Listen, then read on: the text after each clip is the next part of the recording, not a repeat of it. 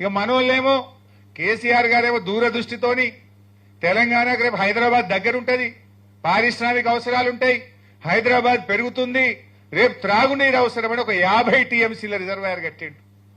నిజానికి నేను ఆ జిల్లా మంత్రిని, నేను 1-2 సార్లు మాట్లాడినా, సార్ ల్యాండ్ ఎక్విజిషన్ బాగా ఇబ్బంది అవుతుంది, రైతులతో ప్రెజర్ వస్తుందంటే వారు ఒక మాట అన్నారు, హరీష్ కొద్దిమంది కుటుంబాలు నష్టపోతాయేమో, ఇప్పుడు కొద్దిగా కష్టమైతుందేమో, కానీ రేపటి లక్షల వేల కుటుంబాలు బతుకుతాయి, రేపటి తెలంగాణకు ఇది జీవధార అవుతుంది, మల్ల గట్టలేము, కష్టమైనా సరే రేపు మనం రాజకీయాలు శాశ్వతం కాదు, ప్రజలు శాశ్వతం, నీళ్లు శాశ్వతం, ఇది హైదరాబాద్ దగ్గరగా ఉంది, 50 టీఎంసీల రిజర్వాయర్ కట్టాలని చెప్పి పట్టుబట్టి ఆయన గారు ఆ రిజర్వాయర్ ని కట్టించారు. ఇలా అదే వరమైంది కదా.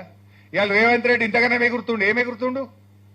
కాళేశ్వరం కూలిందని ఒక దిక్కు అంటాడు, మల్లన్న సాగర్ నుంచి హైదరాబాద్ కు 20 టీఎంసీల నీళ్లు తెస్తా అని 6,000 కోట్లతో టెండర్లు పిలిచిండు. మరి కాళేశ్వరమే కూల్తే నువ్వు మల్లన్న సాగర్కి వెళ్ళి 20 టీఎంసీల నీళ్లు ఈ హైదరాబాద్ కు మంచి నీళ్లు మూసి శుద్ధి చేయడానికి ఎక్కడి నుంచి తెస్తావో సమాధానం చెప్పాలి మిస్టర్ రేవంత్ రెడ్డి.